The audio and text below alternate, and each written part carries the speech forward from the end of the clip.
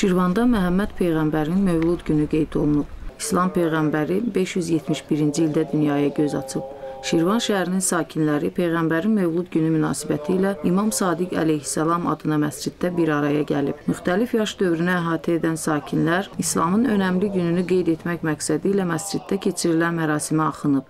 Dindarlar birlikdə namaz qılıb, mərasimin keçirilməsinə səbəb olan hadisə haqqında ətraflı məlumat alıblar. Axund Hacı Əvəz ibadət evinə toplaşanlar qarşısında çıxış edərək İslam Peyğəmbərinin doğum günü haqqında maraqlı məqamlara toxunub. 3 saatdan artıq davam edən tədbirdə İlahi Mahnılar qrupu dini musiqilər səsləndirib, şeirlər deyilib. Mərasimdə şəhər ağsaqqalı Kərbəlayi Məmmədəli də ağsaqqallar adından çıxış edib. Mənim əzizləri, toxunmayın, Həsən, Hüseyn, Peyğəmbərdən əmanət. Məscidə yığışan dindarlar arasında dini intellektual oyun da keçirilib. İntellektual oyunda qaliblərə kitab hədiyyə olunub. Məscidin axundu Hacı Teymur öz çıxışında bildirib ki, qeyd olunan bayram dindarlar arasında 7 gün davam edir. Bu gecə bizim əziz, istəkli Peyğəmbərimizin Həzrət Muhammed sallallahu aleyhi və aleyhi və səlləmin və onun 6-cı nəvəsi, İmamət səmasının 6-cı ulduzu, İmam-ı Sadiq əleyhissalamın Mövlud axşamıdır, dünyaya gələn gecəsidir. Məqsədimiz budur ki, buraya yığışmaqda nişan verək ki, biz o dövrdə də olsaydıq, Peyğəmbərin zamanında da yaşamış olsaydıq, biz nəinki dildə, qəlbdə, bəlkə də əməldə də Peyğəmbərlə bir yerdə olardıq. Ona görə də inşallah bizim bu məscidə yığışmağımızın ən böyük hədəfi budur.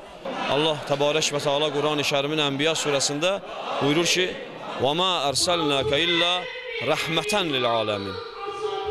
Yəni, biz bu Peyğəmbəri göndərdik, Allah buyurur Quranda, aləmlərə rəhmət. Nəinki bu aləmə, nəinki bu dünyaya, ayənin tərcüməsindən başa düşülür ki, bizim Peyğəmbərimiz tək bu aləm üçündür, bütün aləmlərə rəhmət gəlib. Yəni, belə bir şəxs yoxdur.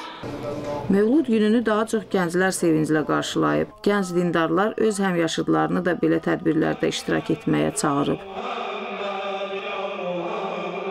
Hər bir müsəlmanın borcudur ki, öz Peyğəmbərinin doğum gününü, vəfat gününü bilsin. Çünki biz əgər öz tariximizi bilməsək, gələcək haqqında heç bir söz deyə bilmərik. İnsanın keçmişi öz gələcəyini qurur. Ona görə də bizim keçmişimizdən xəbərimiz olmalı ki, gələcəyimiz haqqında nəyisə bilək. Və demək istərdim ki, buradan gənclərə səslənmək istərdim ki, hal-hazırda biraz gənclərimizdə iman zəifliyi var. Bu məclislər nə Peyğəmbərə xeyir olur, nə başqa bir kəsə, sadəcə özümüzə xeyrimiz olur. Ona görə də bu məclislərdən kənar qalmaq lazımdır, bu məclislərə gəlmək lazımdır.